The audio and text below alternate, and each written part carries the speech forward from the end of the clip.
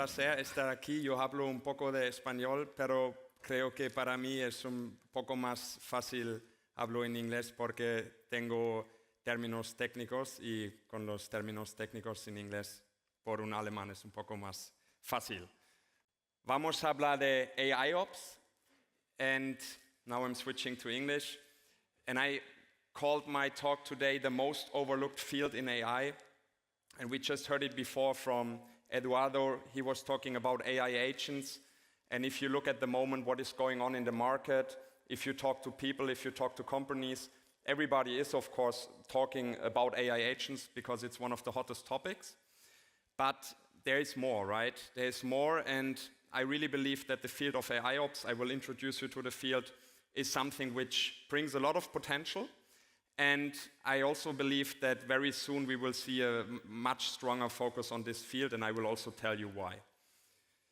Before I start, I wanted to address one thing because I had some conversations with people here, and you know how it is in these networking events. Everybody has their elevator pitch, their 30 seconds introducing themselves and talking about the company or the work they are doing. And of course, I have this as well. I talk to people here and they ask me, IBM, what are you guys actually doing? I remember you did blockchain in the past, you did typewriters in the past. So what are you actually doing? And to address this, just want to quickly highlight it. It's a little bit small, but we like to call ourselves the 112-year-old startup, which sounds for you maybe a little bit contrary because a startup is probably not 112 years old.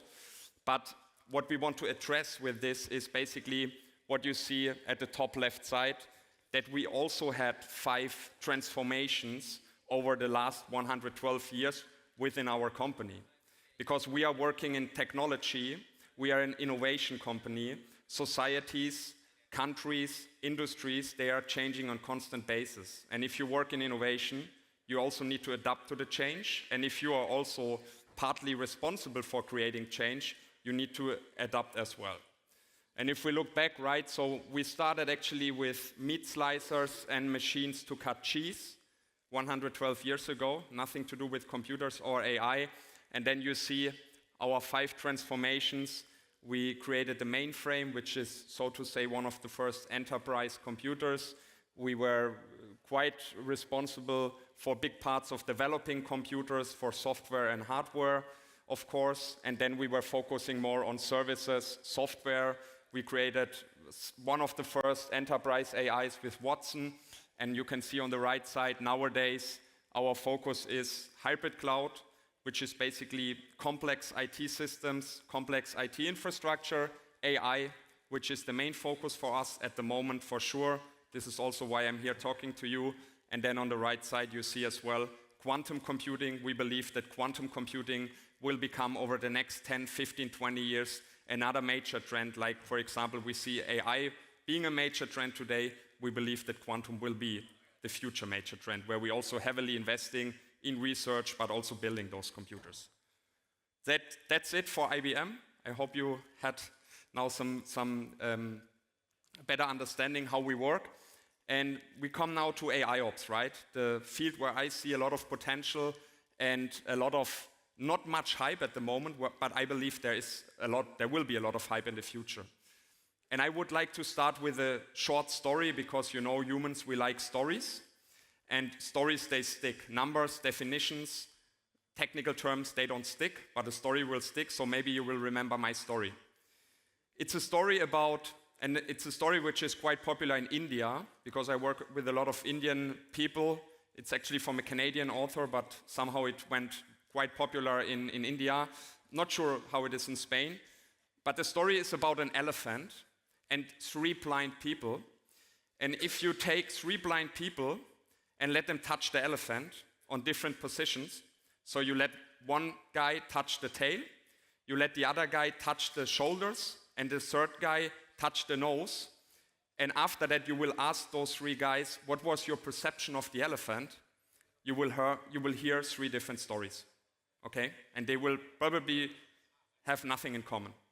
And that's the same what is happening in AI with a lot of terms at the moment, because a lot of terms are quite new and they are not defined. And AIOps is one of these terms. And especially when it comes to ops, there are a lot of operations terms at the moment. There's MLOps, LLMOps, GenOps, DevOps, and so on. So what is AIOps now? Let's take a very generic definition that you understand what I'm talking about. The definition comes from Gartner. They coined this term for the first time in 2016, where they had a very big study analyzing what could be the future of IT operations. And you see, AIOps is the application of machine learning and data science to IT operation problems. What does it mean? So if we talk about software and if we talk about IT, we have two big fields. We have the field of developing software, creating new digital experiences, new digital services, new applications, and we have the field of IT operations, which is keeping the lights on, keeping the systems running, and maintaining what is already existing.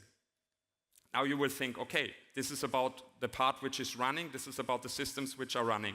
Sounds boring to me, because it's not about creating new fancy applications, because that's what we see at the moment in the market where most of the discussion is about. Now I will let you know why it is very interesting. It's a big opportunity because if we look at big enterprises, let's say the Fortune 5000 of this planet, maybe the top 50, top 100 in Spain, they have in average 1,000 different applications running for their business. This is everything from HR system, supply chain management system, CRM system, ERP system, so highly complex. It's very, very highly complex. If you talk to people who work in big enterprises, they're responsible for the IT operations. For most of them, it's a black box. They don't really know what is going on there. And this is just increasing. We saw it now before with AI agents. It's getting more complex, right?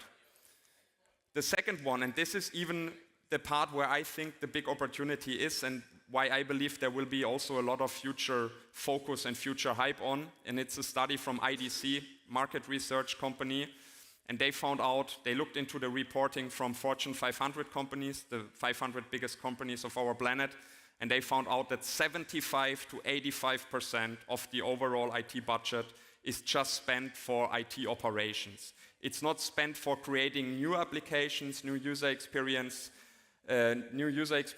or new things. It's really just spent for keeping the lights on and keeping the systems running, which means if you're a big company and you have an IT budget of 100 million, you will spend around 80 million just for your IT operations and only 20 million for creating new experiences and new applications, which is massive, right?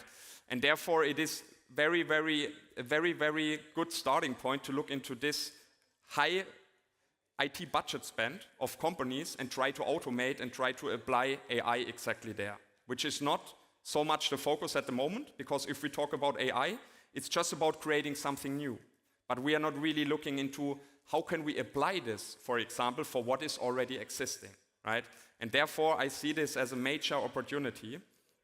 And number three, of course, is the incurred downtime. If your application go down, if your IT operations doesn't work, there is an estimated 300,000 companies are losing, right? So for example, you want to book a flight, you cannot use the booking system of Vueling, for example, the company is losing a lot of money. And it's not only losing money, it's also the reputational damage you get as a company, because people will then probably talk bad if your services are not working or there is some security breach.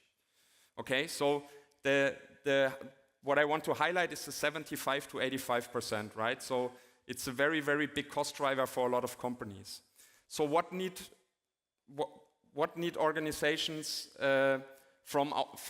what organizations need from automation and AI? Okay, so let's look into this. What can we do now with AI, for example?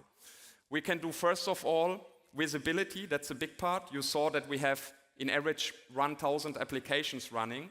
So that means that a lot of companies, they are not really aware of what is going on. For them, it's more or less a black box. And for them to create something like a single pane of view, like a bird perspective, to really tell them, these are your applications, these are your problems, these are your tickets, this is your infrastructure, is key, is very important.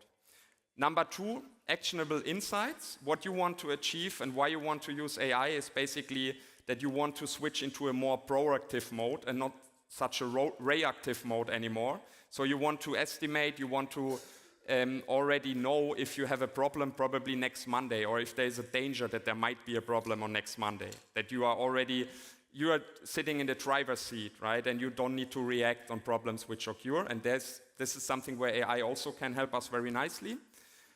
Number 3, on the bottom left, security. I think I don't need to talk too much about this, especially in the current situation with a war close to European borders. And if you read in the news, I mean, we have a ransomware attack on hospitals nearly every week, so that's a very important one. And then, of course, risk and resilience management, which goes hand in hand with security, because you want to build a resilient system, you want to have a system which is well prepared if you might get attacked, okay? And this is what we can do with AIOps. This is basically what we are doing at IBM, but also there are other companies now doing this.